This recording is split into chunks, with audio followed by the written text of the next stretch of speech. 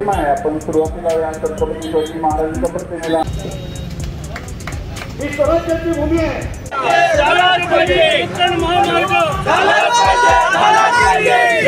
भारत माता की जय, भारत माता की जय. आणि एक दिवस नवीन मुख्यमंत्री पडलेला आपल्या बांधे असतात.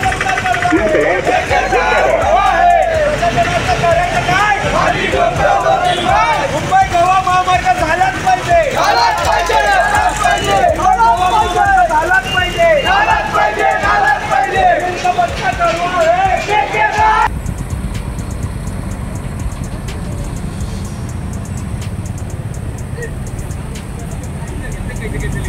असलाच तर सगळ्यांच्या विरोध आहे आणि नसलाच तर आमची फक्त गरीब कोकणवासियांची मागणी आहे की साहेब आम्हाला एक रस्ता द्यावं. यामध्ये खऱ्या अर्थानं लोकांच्या भावना तीव्र झालेल्या आहेत. जरी व्यासपीठावर लोक म्हणत असतील की राजकीय व्यक्तींना बोलू नका, परंतु या परिस्थितीला जबाबदार हे राजकारणीच आहेत आणि खऱ्या अर्थानं कोकण विभागामधून निवडून जाणारे लोकप्रतिनिधी आहेत ते जबाबदार आहेत.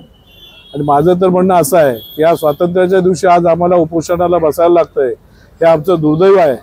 स्वतःला जे भाग्यविधाते कोकणचे समजतात त्या कोकणच्या नेत्यांनी पहिला राजीनामा द्यावा.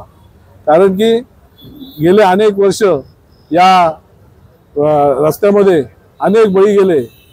त्यांचं कुठल्याही प्रकारचं म्हणजे त्यांना कुठल्याही प्रकारचा निधी किंवा कुठल्याही प्रकारची मदत झालेली नाही.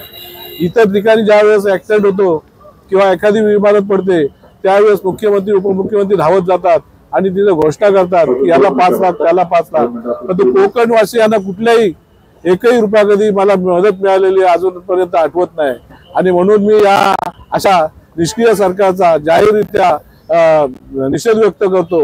आज सरकार सांगतोय हा हायवे हा एक शाप बनून राहिलाय कोकणाला. कोकणचा विकास 20 वर्ष मागे गेला. लोकांनी कसलीही मदत नाही. लोकांनी स्वतः खर्च करून हॉटेल्स बांधले आहेत, पर्यटन केलं. या हायवेवरचे हॉटेलवाले आहेत आणि सरकार सांगतं की गणपतीला कोल्हापूर मार्गे जा, शिमग्याला कोल्हापूर मार्गे जा. माझ्या देवभूमीमध्ये माझ्या निसर्गभूमीमध्ये मी माझ्या रस्त्याने येऊ नको तर कुठून जाऊ.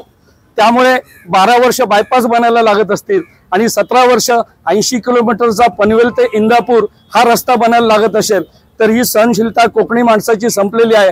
आणि सरकारने हे स्पष्ट करावं आणि ते सुद्धा सर्वोच्च अथॉरिटीने माननीय मुख्यमंत्र्यांनी की हा हायवे कधी पूर्ण होणार आहे आणि त्याशिवाय हे आमरण उपोषण थांबणार नाही. आणि हा हायवे पूर्ण होत नाही तोपर्यंत कोकणातला दुसरा कुठलाही हायवे सुरू होता कामा नये. हा पुढच्या 6 महिन्यात हायवे युद्धपातळीवर पूर्ण झाला पाहिजे अशी आमची आग्रही मागणी आहे.